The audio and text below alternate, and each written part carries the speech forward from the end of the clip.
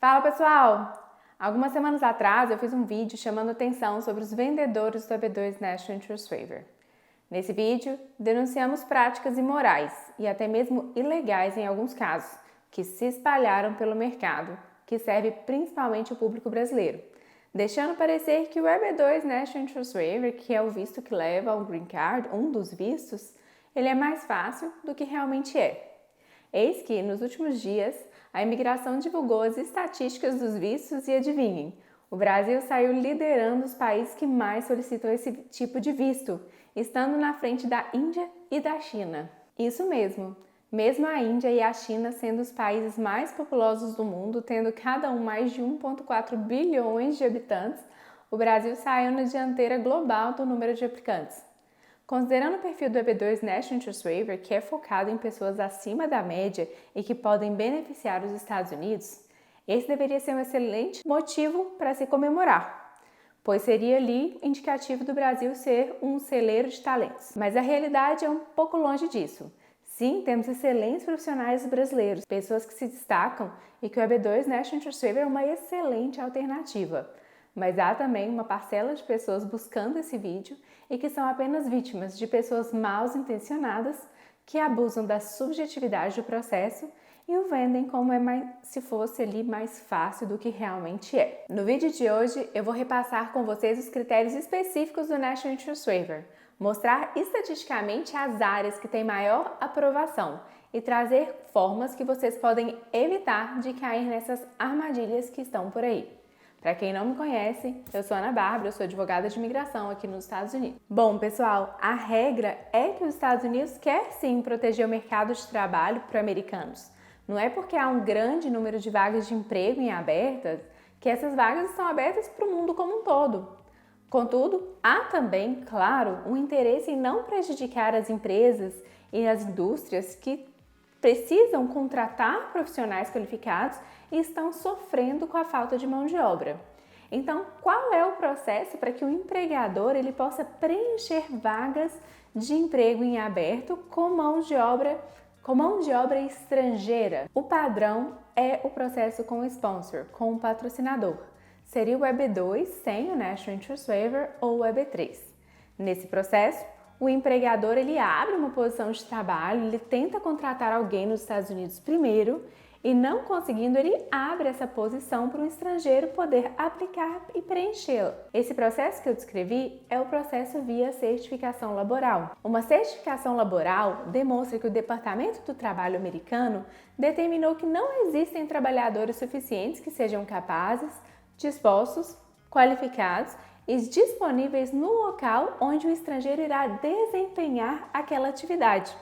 E que o emprego desse estrangeiro ele não vai afetar negativamente salários e condições de trabalho dos trabalhadores nos Estados Unidos que estão empregados de forma semelhante. Inclusive, nesse gráfico, divulgado pela própria imigração, mostra a proporção entre o EB2 com sponsor e o EB2 National Interest Waiver, mostrando que sim, a maior parte das petições são com um sponsor. Só que qual que é a limitação do processo com sponsor? E de onde que vem então o National Interest Waiver? Os requisitos sobre a vaga de trabalho descritos no pedido de certificação laboral, eles devem representar os requisitos mínimos reais para aquela determinada oportunidade de emprego.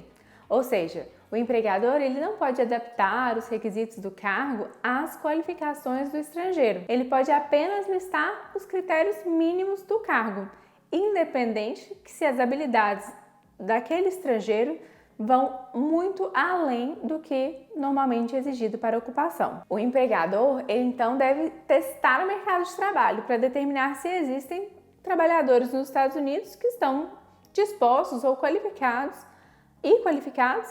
para exercer aquela posição de trabalho seguindo as qualificações mínimas anunciadas. Se tais trabalhadores forem encontrados nos Estados Unidos, o empregador ele não pode contratar o trabalhador estrangeiro para o cargo, mesmo que o trabalhador estrangeiro claramente possua mais habilidades, muito além daquelas qualificações anunciadas. Ele só vai poder contratar esse estrangeiro se for determinado que não há, então, um candidato àquela posição que seja qualificado nos Estados Unidos. E só aí quando há essa determinação que o Departamento do Trabalho faz a certificação laboral, aprova a certificação laboral, e aí o empregador pode solicitar o green card para aquele estrangeiro. Dessa forma, observe que os Estados Unidos eles ficam privados de talentos que podem contribuir não só para um determinado empregador, mas de uma forma mais ampla, beneficiando a indústria, os Estados Unidos como um todo. Nesse sentido, o EB2 National Interest Waiver ele vem como uma possibilidade que permite tirar esse critério da certificação laboral. Se é mostrado que o empreendimento proposto pelo estrangeiro ele tem mérito substancial e importância nacional, que o estrangeiro ele está bem posicionado a avançar no empreendimento proposto e que, em geral, seria benéfico para os Estados Unidos tirar o critério dessa oferta de trabalho e da certificação laboral. Vamos agora examinar então cada um desses pontos, a começar pelo primeiro deles. Projeto ter interesse nacional ou mérito substancial. O que significa isso? Aqui estamos falando do projeto específico do estrangeiro para os Estados Unidos. Um exemplo, eu sou empreendedor, eu quero abrir uma empresa em uma determinada área que vai beneficiar os Estados Unidos de determinada forma. Ou eu sou um engenheiro aeronáutico e pesquisador e quero continuar atuando na pesquisa, em especial com relação à segurança do uso de determinado material na indústria. São exemplos. Fato é que não há uma lista taxativa do que a imigração determina ser ou não ser o interesse nacional. Isso é visto de cada caso. Agora, o que há são diretrizes e há sim o guia da USCIS que tem um destaque especial às áreas STEM, ciência, tecnologia, engenharia e matemática. Então agora vamos juntos nas estatísticas que eu mencionei.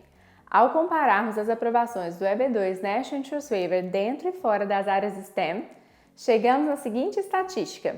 Observe que mesmo tendo recebido 20.950 pedidos de National Interest Waiver nas áreas STEM, 2.120 casos foram negados, ou seja, 10,1%. Já quando fazemos esse comparativo de áreas fora das áreas STEM, temos recebimento de 11.810 petições e 3.920 negativas, ou seja, mais de 33%. Então, há sim uma certa preferência para essas áreas no que tange as aprovações do EB2 National Interest Waiver. Agora, no critério 2, da pessoa estar bem posicionada a desenvolver o seu empreendimento, o seu projeto para os Estados Unidos, será avaliado todo o histórico profissional do aplicante, recebimentos de prêmios, patentes, pesquisas, reconhecimentos e outros. A palavra-chave aqui é consistência. De nada adianta eu ter um projeto de interesse nacional se eu não tenho um histórico de sucesso fazendo aquilo que eu me proponho a fazer para os Estados Unidos. Tem que ser consistente. Demonstrando isso, você pode conseguir um visto dessa categoria para os Estados Unidos. Na atual estatística, o EB2 National Interest Waiver tem uma taxa de aprovação de aproximadamente 80%, conforme os dados da própria USCIS que eu estou aqui trazendo para vocês. Ou seja, é uma taxa relativamente boa, mas não se compara com o processo com sponsor, que é responsável por trazer essa margem para 90%. Quando eu falo 90%, estamos falando tanto do EB2 quanto do EB2 National Interest Waiver, ou seja, o EB2 com sponsor, ele eleva a margem das aprovações dessa categoria. E o que fazer para que você tenha melhores chances de iniciar esse processo e ter sucesso e não cair na mão de aproveitadores? Ajudar a montar uma estratégia migratória e fazer uma petição só podem ser feitos por advogados licenciados nos Estados Unidos. Segue inclusive a citação da própria American Bar Association sobre o assunto. Portanto, para que você tenha melhores chances de sucesso e tenha, sim, uma devida assessoria, antes de contratar qualquer pessoa para assessorá-los, certifiquem que sejam advogados licenciados nos Estados Unidos. Obrigada por ter assistido esse vídeo, espero que tenha sido útil e se você gostou, curte, compartilhe e nos vemos na próxima.